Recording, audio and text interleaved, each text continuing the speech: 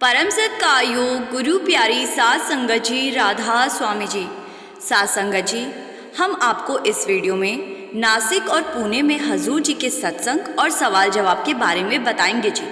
नासिक में हजूर जी को बिना बाबा जी के अकेले देख संगत बहुत भावुक हो गई थी।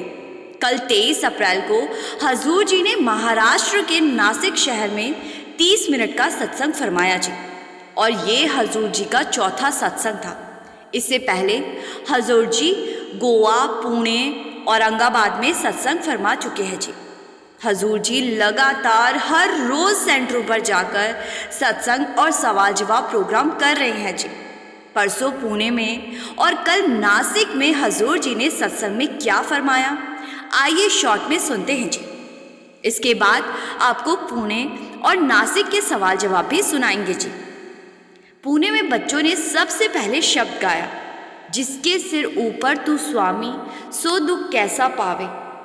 हजूर जी ने सत्संग की शुरुआत करते हुए इस शब्द के बारे में फरमाया कि जब हम खुद को मालिक के हवाले कर देते हैं तो फिर मालिक अपने आप हमारी संभाल करता है। लेकिन आज हम दुनियावी तमाशों में इतने बिजी हैं कि हम उस परम पिता परमात्मा को ही भूलकर बैठे हुए हैं।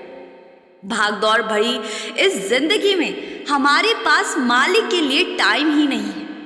अगर हमें किसी मीटिंग में जाना हो या कहीं घूमने जाना हो तो हम समय से पहले वहां पहुंच जाते हैं, लेकिन जब बात सत्संग पर जाने की होती है तो हम ठीक उसी समय या कभी कभी सत्संग शुरू होने के बाद पंडाल में पहुंच रहे होते हैं। हमें क्या लगता है कि पाठी साहब हमारा इंतजार कर रहे हैं। हमने सत्संग को एक कार्यवाही बना दिया है। हमने हर चीज को दुनियावी जरूरतों से जोड़ लिया है। हम बस अपना स्वार्थ देखते हैं। हजूर जी ने आगे समझाया कि आज हम दूसरों की पहचान उनके पैसे या ओहदे से करते। हम दूसरों की इंसानियत को वैल्यू ना देकर उनके स्टेटस को वैल्यू देते। आगे हजूर जी ने एक बड़े ही अच्छे तरीके से समझाया कि जब हम नौकरी करते हैं और वहाँ ऑफिस में मीटिंग होती है तो हम मीटिंग में हुई बातों को अमल में लाते हैं, क्योंकि हम जानते हैं कि अगर अमल ना किया तो हम आगे नहीं बढ़ पाएंगे, हमारी तरक्की रुक जाएगी। हम रात रात तक बैठकर ऑफिस के काम को पूरा करते। हमें पता है कि बदलाव के बिना तरक्की नहीं है, लेकिन जब बात आध्यात्मिक सफर के लिए खुद में बदलाव लाने की आती है तो हम उस तरफ ध्यान ही नहीं देते। मालिक ने हमें विवेक की ताकत इसीलिए दी थी कि हम मालिक की भक्ति कर सकें, लेकिन हमने अपने स्वार्थ को सबसे पहले रखा और जिसने हमें सब कुछ दिया उसी को भूलकर बैठ गए हैं। फिर हजूर जी ने लाइफ में बैलेंस को लेकर समझाया जी। हजूर जी ने कहा, बाबा जी हमें हमेशा समझाते हैं कि भौतिक और आध्यात्मिक जीवन में संतुलन का होना बहुत ही जरूरी है। आज हम रात को मोबाइल अपने सिरहाने पर रखकर सोते और सुबह उठते ही हम मालिक को याद करने की बजाय सबसे पहले मोबाइल चेक करते हैं और देखते हैं कि कहीं हमारे सोने के बाद दुनिया इधर से उधर तो नहीं हो गई। हजूर जी ने समझाया, जब तक हम मालिक को समय नहीं देंगे तब तक अंदर कुछ भी अनुभव नहीं होगा। जैसे यहाँ आए थे एक दिन वैसे ही यहाँ से खाली के खाली चले जाए। संगत जी, ये कुछ बातें जो हजूर जी ने पुणे में समझाई थी, और अब आप सुनिए कल नासिक में हजूर जी ने क्या फरमाया जी। उसके बाद कुछ सवाल जवाब भी आप सुनेंगे जी। हजूर जी ने कल नासिक में मन के ऊपर समझाते हुए फरमाया था कि कबीर साहब की बानी है, कबीरा मन तो एक है भावे जहां लगाए, भावे गुर की भक्ति करे भावे विष कमाए। मन तो एक ही है, इसको मालिक की तरफ लगाना है या बुरे कामों में लगाना है, इसका फैसला हमें अपने विवेक की ताकत से सोच समझकर कर लेना है। लेकिन आज हम खुद ही मन के गुलाम हुए बैठे हैं, मन के इशारों पर नाचने लगते हैं। हम बड़ी आसानी से कह देते हैं कि हमारा तो मन ही नहीं लगता। हजूर जी ने कहा, सारा खेल ये मन ही तो खेल रहा है। हजूर जी ने कहा, ए मन मैला अंधा है, किस आंख सुनावा। आज मन पर माया का पर्दा चढ़ा हुआ है और उस माया के नीचे दबकर मन अपनी असल अवस्था को भूलकर बैठा है। हजूर जी ने मन की वास्तविक प्रकृति को स्पष्ट करते हुए समझाया, ए मन, तू ज्योत स्वरूप है, अपना मूल पहचान। यानी कि मन, तू परम प्रकाश का अंश है, अपनी असल अवस्था को पहचान।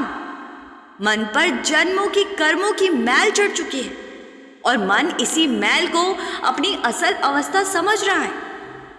इसके बाद हजूर जी ने सिकंदर यानी कि अलेक्जेंडर की कहानी भी सुनाई, जो बाबा जी भी सुना चुके हैं जी। वही कहानी, जब सिकंदर मर जाता है तो राम नाम सत्य बोला जाता है। हजूर जी ने कहा, मरने के बाद राम का नाम लेने से क्या किसी को राम मिल जाता है? हजूर जी ने फरमाया, जो मिलेगा जीते जी ही मिलेगा, शरीर से निकले तो कुछ नहीं मिलना। संगत जी, ये कुछ बातें थी जो हजूर जी ने कल नासिक में फरमाई। और आइए अब सुनते हैं नासिक के सवाल जवाब जी। ये सवाल जवाब भी हमें किसी ने भेजे हैं जी, जो नासिक और पुणे के हैं जी। हम आपके साथ अब शेयर करने जा रहे हैं। एक बीवी ने कल नासिक में हजूर जी से पूछा कि हजूर जी, जब हम ट्रेन में लंबी यात्रा करते हैं तो भजन सिमरन नहीं कर पाते। हजूर जी ने समझाया कि यात्रा के टाइम आप आसन पर भले ही मत बैठो, लेकिन आप जिस भी अवस्था में हो उसी अवस्था में अपनी आंखें बंद करके सिमरन करो और ध्यान को इकट्ठा करने की कोशिश करो। फिर आगे एक लड़की ने कहा कि हजूर जी, मेरे परिवार पर अपनी दया बनाए रखना। हजूर जी ने कहा कि बेटा, सिर्फ अपना मत सोचो, मालिक से कुछ मांग रहे हो तो पूरी संगत के लिए मांगो। हमारा दायरा बहुत छोटा है, हमें अपने दायरे को बड़ा करना है। फिर आगे एक लड़के ने पूछा कि हजूर जी, मैं अपने मम्मी पापा के लिए कुछ करना चाहता हूँ, तो मुझे उनके लिए क्या करना चाहिए? हजूर जी ने समझाया कि बेटा, हमें अपने माँ बाप से प्रेम से बात करनी है, माँ बाप की इज्जत करनी है, माँ बाप के साथ टाइम स्पेंड करना है। बस यही माँ बाप को हमसे चाहिए। माँ बाप अपने बच्चों से और कुछ नहीं चाहते।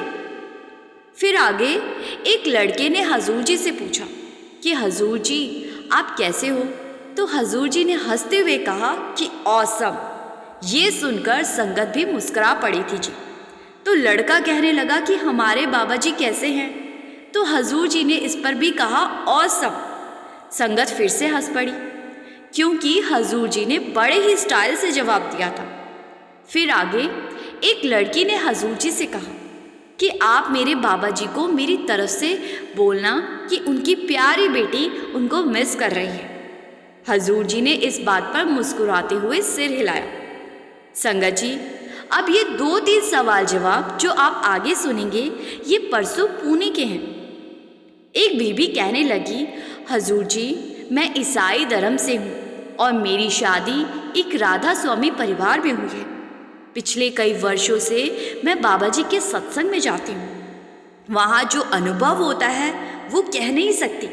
एक अनकही शांति, एक गहराई से उठती प्रेरणा जो भीतर तक छू जाती है। हाल ही में हमारे परिवार के एक बेहद प्यारे सदस्य का देहांत हो गया। उसके बाद से दिल में एक अजीब सा बोझ बैठा है। बार बार उनका ख्याल आता है, खासकर उनकी पत्नी और मासूम बच्चों का।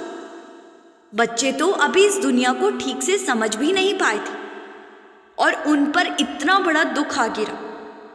मन बार बार सवाल करता है कि जब उन्होंने किसी का कोई नुकसान ही नहीं किया, तब उन्हें इतना दर्द क्यों मिला? कभी कभी यही सोच मुझे भीतर तक डरा देती। ख्याल आता है, अगर कल को मेरे साथ कुछ ऐसा हो गया तो मेरे परिवार का क्या होगा? क्या वे उस सदमे से उभर पाएंगे? क्या वे इस जीवन की राह फिर से पकड़ पाएंगे? हजूर जी ने बहुत ही स्नेह और सरलता से समझाया, बेटा, हमें हर बार मालिक की मर्जी समझ नहीं आती, लेकिन एक बात पक्की है, जो भी होता है वो उनकी दया और प्रेम की योजना का हिस्सा होता है। हो सकता है कि आज तुम्हारे सवालों का जवाब ना मिले, लेकिन समय आने पर सब अपने आप साफ हो जाएगा। जब तुम्हारा दिल किसी और के दुख से कांप जाता है, जब किसकी पीड़ा देखकर तुम्हारी आंखें नम हो जाती है, तब समझो मालिक खुद तुम्हारे जरिए अपने कार्यों को कर रहे हैं। हम सब इस जीवन में अकेले आए हैं और एक दिन अकेले ही उस मालिक के पास लौटना है। लेकिन जब तक हम यहाँ हैं, हमारी जिम्मेदारी है एक दूसरे की ढाल बन और एक दूसरे को थामे रखना, और वो भी प्रेम से, विश्वास से, करुणा से। इसीलिए डरो मत, अपने डर और चिंता को मालिक के चरणों में रख दो। वो हर पल तुम्हारे साथ है, हर मोड़ पर, हर राह पर तुम्हारा हाथ थामे हुए हैं। फिर आगे किसी ने हजूर जी से पूछा कि हजूर जी, जब कोई खुद की जान ले लेता है तो क्या वो सही करता है? हजूर जी ने समझाया कि खुद की जान लेने से बड़ा पाप कोई दूसरा नहीं है। मालिक ने हमें यहाँ किसी खास मकसद से भेजा। मालिक ने हमारे आने और जाने का समय तय करके हमें यहाँ भेजा है। इसीलिए हमें मालिक की करनी के खिलाफ कभी नहीं जाना चाहिए। फिर आगे किसी ने पूछा, हजूर जी, कुछ लोग हमारे साथ बुरा करते, लेकिन फिर भी वो बहुत अच्छी जिंदगी जीते, बहुत खुश होते। हजूर जी ने समझाया कि ये हम तय नहीं कर सकते कि वो खुश है या नहीं, क्योंकि ऐसे लोगों को मन की शांति नहीं होती।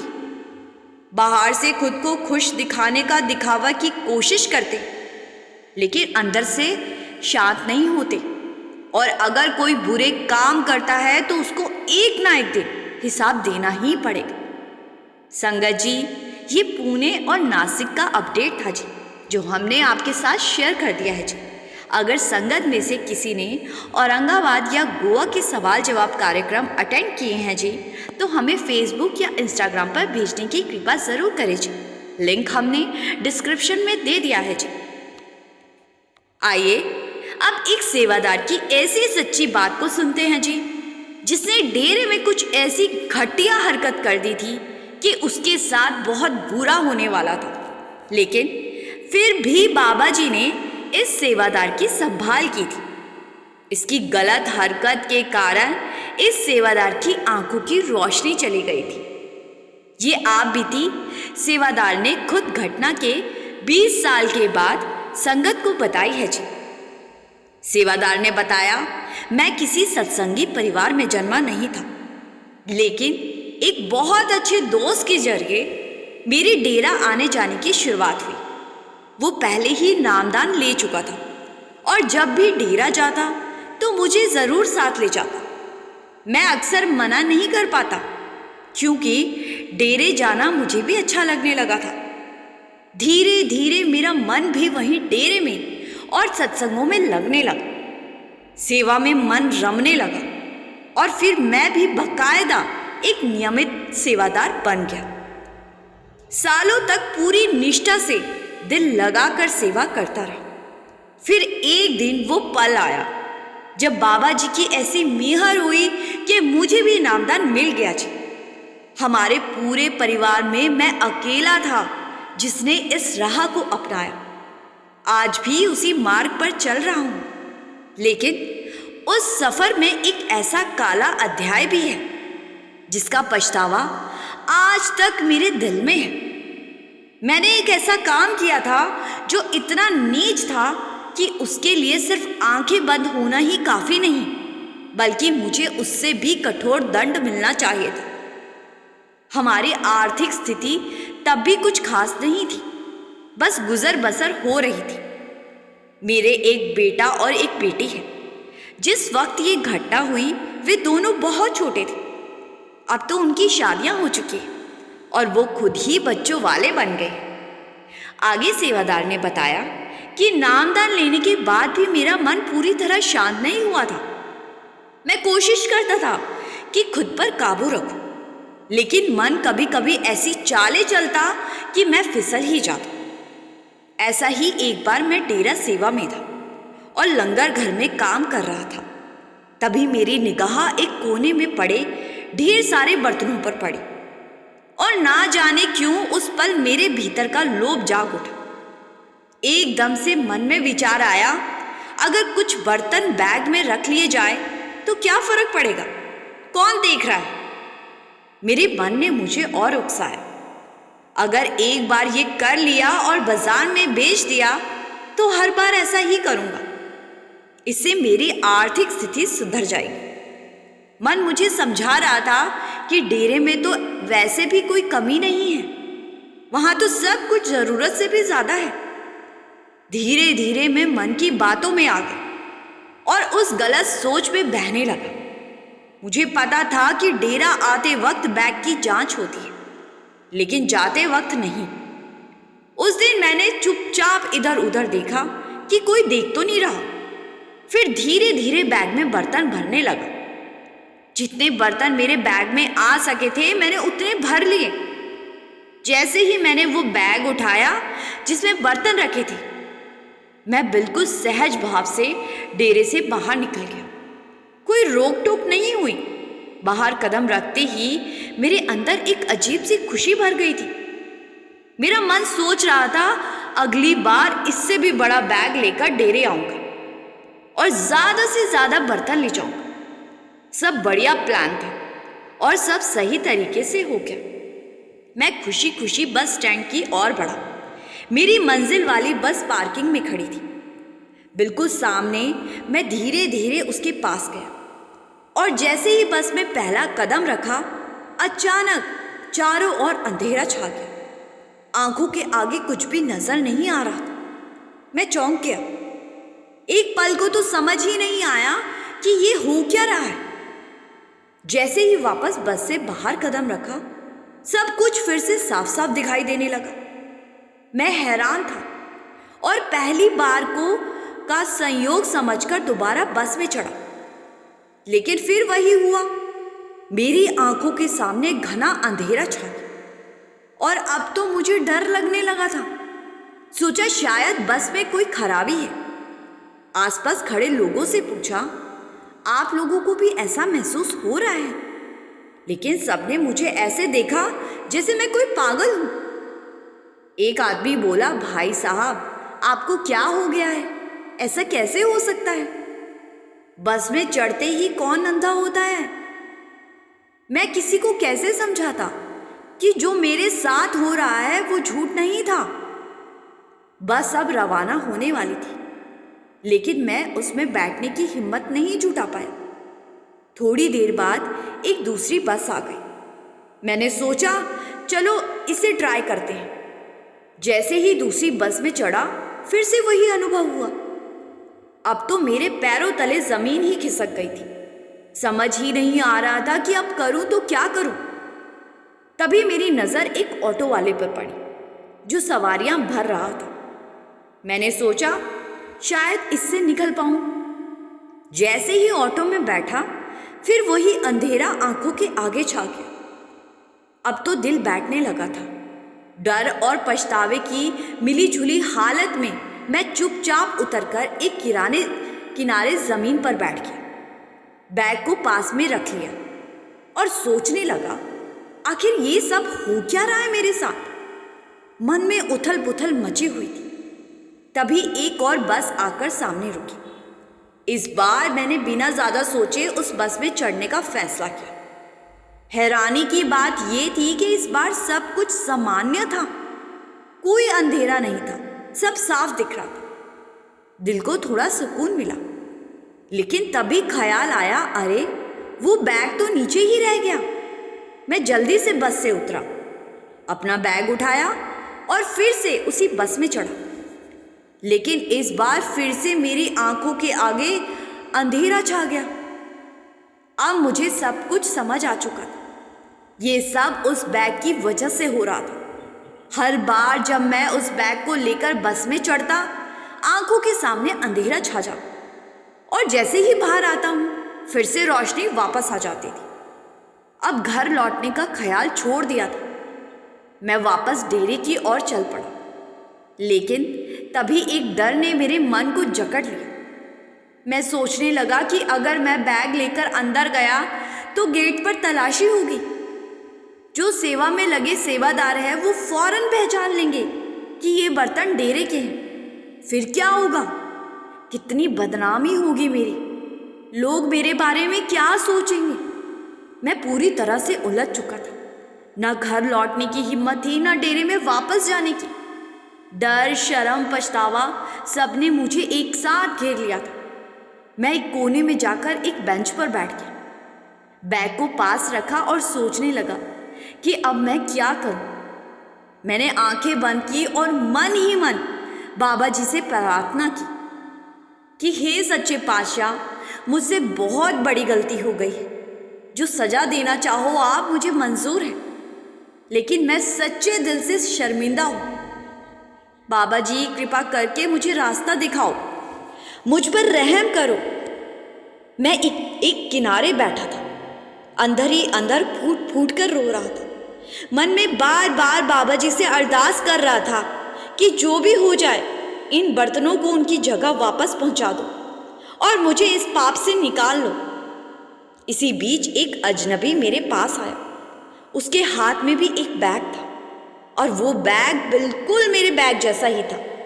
उसने मेरी ओर देखकर बड़े शांत लहजे में कहा, वीर जी, लगता है गलती से आप मेरा बैग उठा लाए और मैं आपका ले आया हूं। इतना कहकर उसने मेरे हाथ से बर्तन वाला बैग ले लिया और अपना बैग मुझे थमा दिया। मैं कुछ पूछता इससे पहले ही वो शख्स भीड़ में कहीं गुम हो गया। मैंने उसको ढूंढने की बड़ी कोशिश की, लेकिन वो मुझे कहीं नहीं मिला। उसी पल मेरे भीतर से एक आवाज आई कि ये जो भी था, ये कोई साधारण इंसान तो नहीं था। ये तो बाबा जी की ही भेजी हुई कोई मदद थी। मुझे एहसास हुआ कि मेरे सद्गुरु कितने दयालु हैं। मैंने उनके घर से चोरी करने जैसा गंदा काम किया और फिर भी उन्होंने मुझे अपनी कृपा से इस हालत से बाहर निकाल दिया। थोड़ी देर बाद मैंने वो बैग खोला जो वो अजनबी मुझे देकर गया था। जैसे ही बैग की जिप खोली, मेरी सांसें अटक गई। उसमें लंगर का खाना पैक था और ऊपर एक चिट्ठी रखी थी। उस चिट्ठी में लिखा था कि बेटा, तेरा सफ़र लंबा है, तू जल्दी में लंगर खाना भूल गया, रास्ते में खा लेना। ये पढ़ते ही मेरे भीतर कुछ टूट सा गया।